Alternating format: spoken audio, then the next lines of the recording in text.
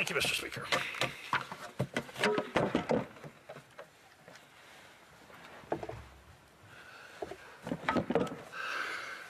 Mr. Speaker, I'm here today speaking on Bill C-83, an act to amend the Corrections and Conditional Release Act and another act. You know, Mr. Speaker, a lot of people don't realize on any given day in Canada, we have roughly 40,000 plus prisoners in custody. And that's in 8 maximum security facilities, 19 medium security facilities, 15 minimum, and 10 multidiscipline type. You know, we have 18,000 employees, Canadian government employees, looking after these prisoners, of which 10,000 are on the front line. And those are either correctional officers, parole officers, or healthcare workers. And I want to personally thank them here today for that service that they do in our correctional services from coast to coast to coast. I have a facility in my community, this gentleman does here and here, and we know the problems that they go through on a day-to-day basis, but the great service that they give our country. This was and is a bad bill, Mr. Speaker. Even worse, this is an ill-thought-out legislation. It's a lot worse than the cannabis bill. Simply, Bill C-83 was a knee-jerk reaction to 2 Supreme Court rulings in February of 2018 regarding the clarity and indefinite solitary confinement. C-83 does not correct this. It just rewords it, Mr. Speaker, and disguises it in flowery words. No more solitary confinement. Just reword it. We will call it structural intervention units. Sounds nice. We'll allow the head of the institution to designate any area of a jail to be that.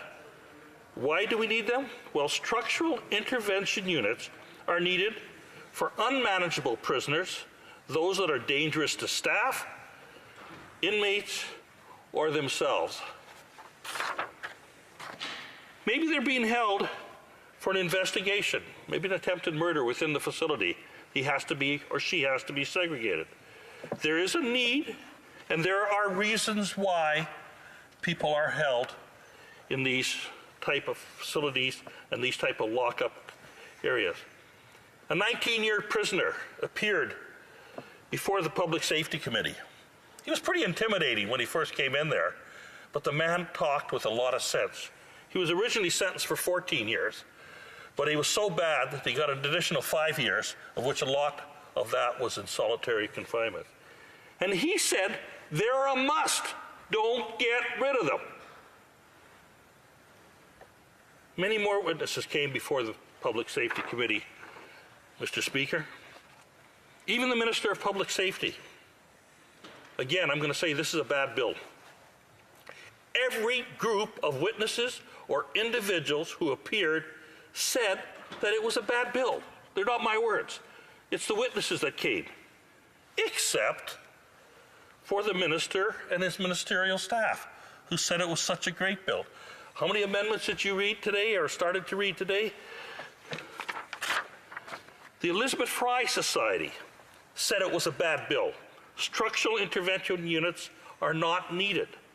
It fails to focus on the programs. Lack of oversight. They are concerned about Section 81 due to the workings of Indigenous governing bodies. The John Howard Society calls it a bad bill. They wanted to know, what is the difference?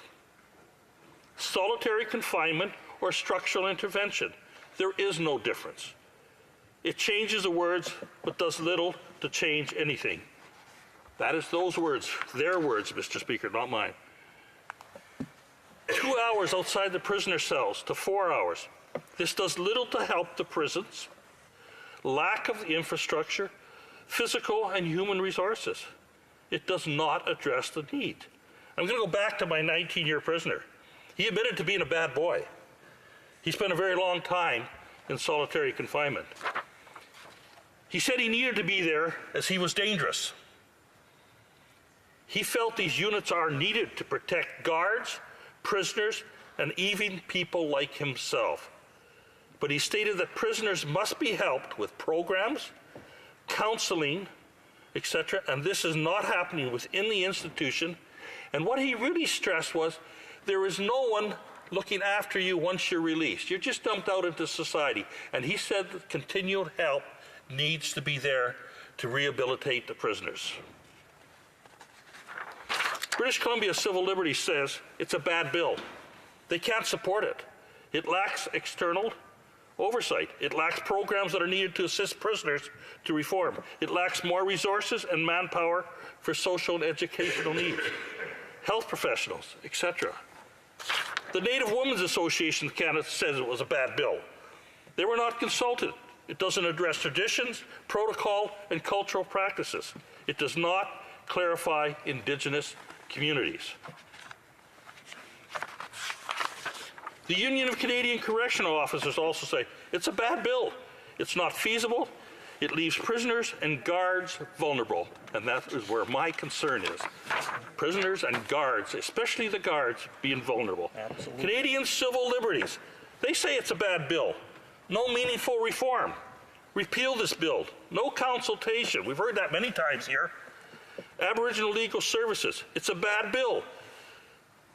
Big gap between rhetoric and reality.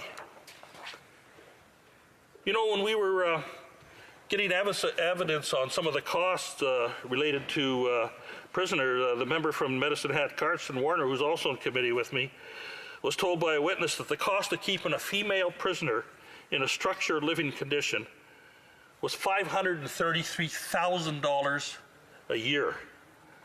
He was shocked. Then he was told that males in structured living conditions was between $300,000 and $600,000 a year. When he heard that, he asked me for an aspirin. I didn't have one. I just told him he'd have to cope with the evidence. Mr. Speaker, just about done, but Parliamentary Budget Officer said in the 2016-2017 that the cost of an average prisoner is $314 a day, or $115,000 a year. And if a prisoner is segregated, the average is $463,000 plus a year. That's $1,260 a day to keep a person in segregation. And Bill C-83 will cost way more than they're talking about. And when the member from Medicine Hat asked the Minister of Public Safety, what was the cost to implement this bill? The minister replied, no idea. No clue. Unreal. But you know what he said? Trust us. We will work it out. Just pass the bill as it is. Well, Mr. Speaker, I've heard from a number of speakers across today, $400 and some million being thrown at this program. It's been thrown to make structural modifications in our prisons. It's been thrown to improve the healthcare facilities. But you know what? I have not heard anyone from across this great room that we're in say there was any money going to hire additional staff and improve the staff resources or the staff training. Nothing.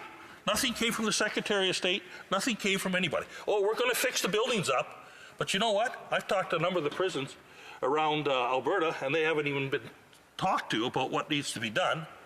The guards, unions have not been spoken to. So we're supposed to trust them. They're telling us they're putting it was 448 million? Is that the mark I think I heard? But what about increasing staff? We know it's going to cost more to do it. We know it's going to cost more in manpower to operate these new units, especially if we're going to move them around different spots in the prison. Nothing in your plan, in your budget, to account for that. Thank you, Mr. Speaker. Well done.